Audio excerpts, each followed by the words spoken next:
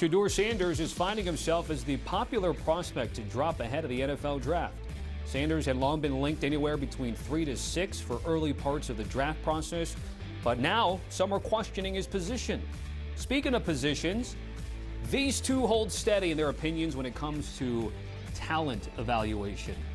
It's Pete Prisco and it's Emory Hunt, and it's going down right now on CBS Sports Network. Pete with me on set, Emory joining us from home, although Emory will be joining us here in our South Florida studios ahead of the draft. So, Pete, I generally lean to you first, but I will go with Emory because I've done a handful of mock drafts on our networks, and he has been nothing yet consistent when it comes to Shedeur Sanders, that Shedeur Sanders would not drop anywhere past 3 if available in the draft. So, Emory, he's got black and gold pom-poms, does he? He may have Buffalo? Shedeur pom-poms. Yeah, I don't know if they're CU pom-poms, but our guy, Jonathan Jones, has a mock that has Shedeur Sanders not taken in the first round. So, Emory, I'm going to give you first word. What are you making of this Shedeur Sanders movement, talk, and such? That's all fine and dandy. He's a first-round quarterback. Last time I checked, what's important about the quarterback position?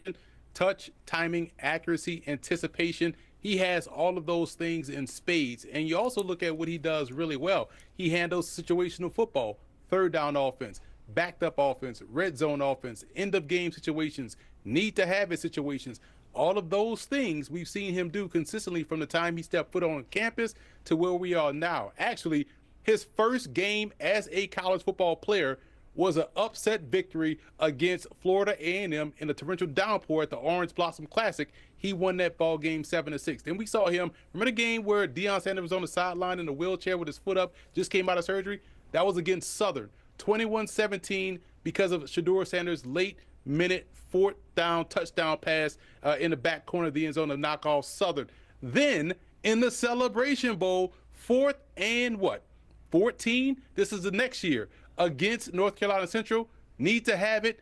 Touchdown in the back of the corner to guess who? Travis Hunter, to push the game into overtime, in which the defense gave up a bunch of points. And then we just saw him in Colorado upset TCU, first game as a FBS player. We've seen this time and time again. Baylor completed 2 Hail Marys back-to-back for a win. Had Kansas State beat until the defense got back on the field and gave up the game-winning score. So we've seen him excel all the time, and that's why I think he's tailor-made to hit the ground running as a pro. So those of you at home or watching at a bar couldn't see Pete Prisco just shaking his head a lot. Well, I half expected him to bring out his junior high achievements. I mean, we're going back to when he first started playing college football. Come on. We're talking about Colorado. We're talking about actually playing in the big time. And so when you evaluate him, look, I know he loves Shedeur Sanders. I don't love this quarterback class at all, by the way. I think Cam Ward's the one that I would pick in the first round, and I would have hesitation to do so.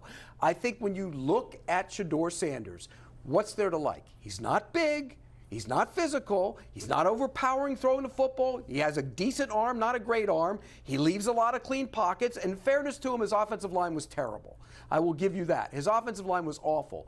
But there are times where he turns what should be 1, 2, 3 check down into 1, I'm bailing, and I turn it into a negative play. That concerns me. So I think he's a second-round pick. I didn't have him going in the first round in my who they should mock draft.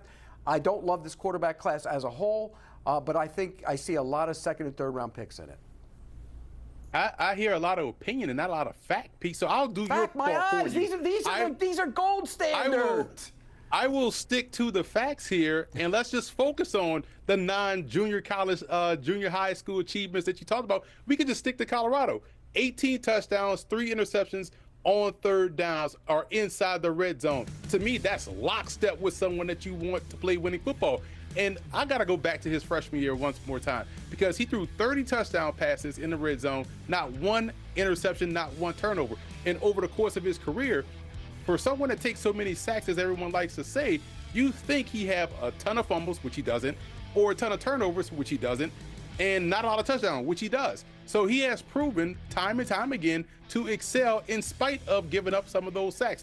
And I can explain how you can cut some of those sacks in half, which he will have day one in the NFL, which he didn't have at Jackson State nor Colorado, going through 6 different offensive coordinators, is a run game. You run the football 17 times. You cut half those sacks in half. To your point, he does hold the ball to try to make the big play. Sometimes you got to let dead plays die. But all the knocks on Shedeur Sanders, not overly athletic, doesn't have the strongest arm, not real big, sounds like a lot to me like the guy that went first overall in 2020 in Joe Burrow. And now look where we're at. By the way, I know you've made that comparison to Joe Burrow.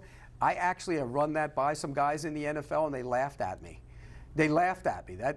You're way off base with that one. Joe Burrow, he wishes he was Joe Burrow. And I've seen comparisons to Teddy Bridgewater. Teddy Bridgewater got the ball out. He didn't hold the ball. Holding the ball, not throwing to tight windows, throwing only to open guys, that's a curse, and he's got to be better at it. Can he get better at it? He seems to be a kid who likes to play the game. That's a good thing for him. He seems to love playing football. That's a positive for him. But when you look at it and you break down a quarterback, not tall, not thick, not a great athlete, not a great arm, not a great anticipator, throwing the football, I have my concerns he holds it too long. It's interesting because, look, as I had mentioned here during the draft, you're going to have guys rise, you're going to have guys fall, and Shedeur right now is falling a couple days ahead of the draft. So much so we're having graphics of whether he should even be a first-round pick. It's interesting, though, because I had a conversation with JJ yesterday, and P, I'm going to give you first word because given what these NFL teams did in the offseason, there's really only two teams who need a quarterback. You would see Tennessee, who's in line to take Cam Ward at 1, and probably Pittsburgh at 21. Well, the Saints and now the Saints with Derek Carr. So 2 or 3, okay, is where we're going at right now. So what I'm basically saying is, why haven't we perhaps seen Shedeur slightly more? Because I don't think we're having a conversation so much so about prospect-wise. It's position value, or the teams that actually need quarterback have sort of diminished because a lot of teams already did their maneuvering before the draft. But I'll push back a little on that because I think the Giants still need a long-term solution at quarterback. I think the Jets might still need a long-term solution at quarterback. They just don't need it right now. Not at 3. They protected themselves from being forced into the position of taking a guy you don't want to take. And that's where I think this stands with Shedeur Sanders. A lot of teams would sit there and say, if I took Shedeur Sanders at 3, if I'm the Giants, well, I have Russell Wilson and Jameis Winston. I can get by with that. I don't need to force that. If you're the Jets, I got Justin Fields. I can get by with that. I don't need to force it. So if you're sitting there saying, I'm not forcing the quarterback in round 1 or in the top 10, then that makes it a red flag in terms of the evaluation of the quarterback, does it not? And so I think that's where we're at with these quarterbacks. Same with the Saints. They could get by playing with Carr if he's healthy. You can move on down. The Steelers, what do? Do they take him at 21? I think this is one of those scenarios where nobody truly loves Shedeur Sanders in terms of the evaluation. They protected themselves so they don't have to force themselves to do it. When you go back to triangulate those scouts that you talked about that said laughed at my comparison, ask them if they laughed at my having Russell Wilson as a first-round grade in 2012, having Lamar Jackson as QB1 in 2018, having Patrick Mahomes as QB1B and Watson as 1A in 2017, having Jalen Hurts, Super Bowl winning Jalen Hurts as QB2 in 2020, and just ask them how they think about what they think about that. But back to the point about quarterback play. I struck a nerve. I struck an Emory nerve. I'm providing the factual information, right? Because if we're gonna triangulate, let's ask all the questions. But here's my thing too about the Giants that you touched on. Isn't the NFL ideal spot for we want to win games while we're developing a young quarterback? That's why I just can't buy the whole Giants bypassing Shedeur Sanders. You could win games while having your QB of the future behind. Now, although I feel like his floor is high, there's no need for him to sit, but that's an ideal spot for the Giants. I just can't get past the Browns, too, looking at Joe Flacco and Kenny Pickett. Much respect to those guys, but, man, we can get better here. And so I'm not a fan of trying to game the draft. Okay, we get this player here, then we got to jump this guy, jump this team.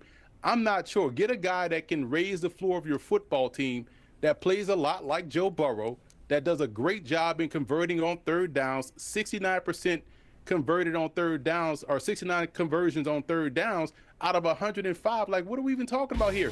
If his last name was Shedeur Prisco, he'd be the clear-cut #1 overall pick. I wish people would just come out and say, we just don't like Deion Sanders. and therefore we're taking out I disagree with you Sanders. 100%. I think it's the other way around. I think he's benefited from having Deion Sanders as his father. I think Where's Shiloh then? Why are we not talking about Shiloh in round one then? You also talk about the Big 12. He didn't even win it. He didn't win a bad Big 12. You know who won a bad Big 12? Arizona State, my alma mater, won the Big 12. I don't think, and for all the pinging we do about his offensive line, and rightfully so, they were not good.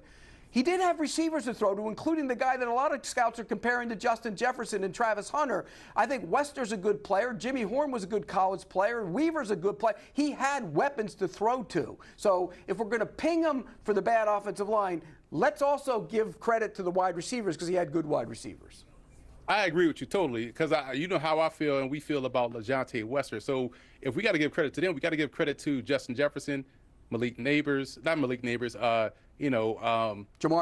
Chase, yeah, the running back, all that stuff. Yeah, we can go that route, but let's just keep it on the quarterback, though, Pete. When we're talking about Shedeur and talking about some of the things that he does really well, man, in that Big 12 or in the Pac-12 last year, we had that comeback victory against your Arizona State Sun Devils, need to have situations like I brought up earlier. He's excelling, so he's checking all of these boxes now. And I will say this, full disclosure.